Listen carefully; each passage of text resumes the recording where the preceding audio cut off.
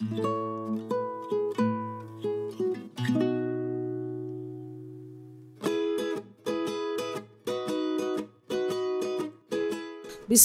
রহমানির রহিম। আসসালামু আলাইকুম। জনতা রান্নাঘর থেকে সবাইকে জানাচ্ছি শুভেচ্ছা। আশা করি সবাই ভালো আছেন। আজকে যে রেসিপিটি করব সেটা হচ্ছে আলুর কুচলা করব। সেজন্য লাগবে ময়দা। এখানে আমি 1.5 কাপ ময়দা নিয়ে নিব।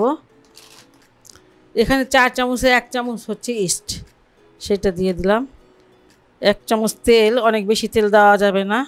আর এখানে আমি 2 চামচ চিনি দিয়ে দিব। স্বাদ মতন লবণ দিয়ে দিলাম।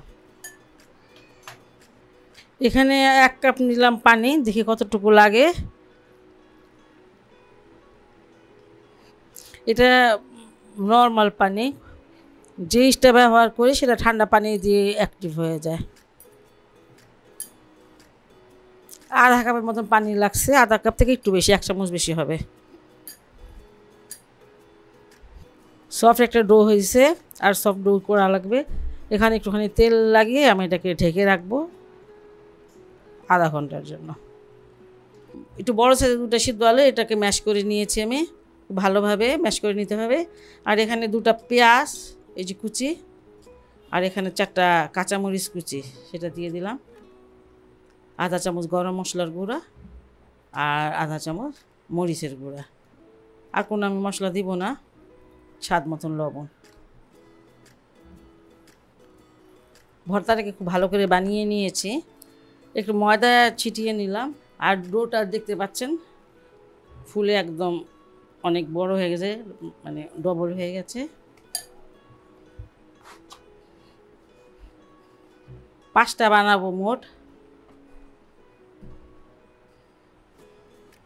একটু এটাকে ছড়িয়ে নিচ্ছি আটাটাকে, সরি ময়দাটাকে। এটা বাটির মতো আর কি বানাতে চাচ্ছি।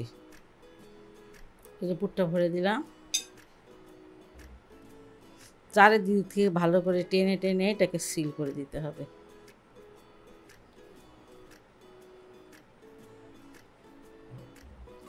পুরটাকে খুব ভালো করে আটকিয়ে নিতে হবে, যাতে মানে পুরটা বের না হয়ে যায়। ঠিক আছে। এই যে এই সাইডটা আমি শুকনো ময়দা দিব, এই সাইডটা দিব না, কারণ এই সাইডে আমি তিল দিব আর ধনিয়া পাতা দিব। এই জন্য মানে দিব না শুকনো ময়দা, তাহলে লাগবে না।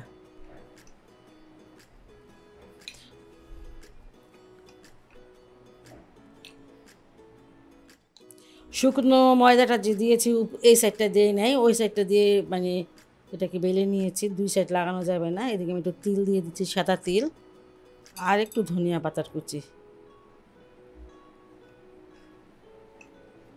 এই যে এটা হয়ে গেল। এভাবে অন্যগুলো বানিয়ে নিব আমি। আচ্ছা, আগে প্যানটা গরম করবেন, তারপর একটু পানি দিবেন। অল্প একটু পানি দিতে হবে। দেখেন কতটুকু দিয়েছি, একটা দিয়ে দিলাম। আর এটা আমি ঢেকে দিব। আঁচটা একদম মানে মিডিয়ামের থেকে কম থাকবে। এই যে আমি ছিদ্রটা বন্ধ করে দিয়েছি। একটা সাইড 2 মিনিট ভেজে নিলাম। উল্টিয়ে দিতে হবে এখন।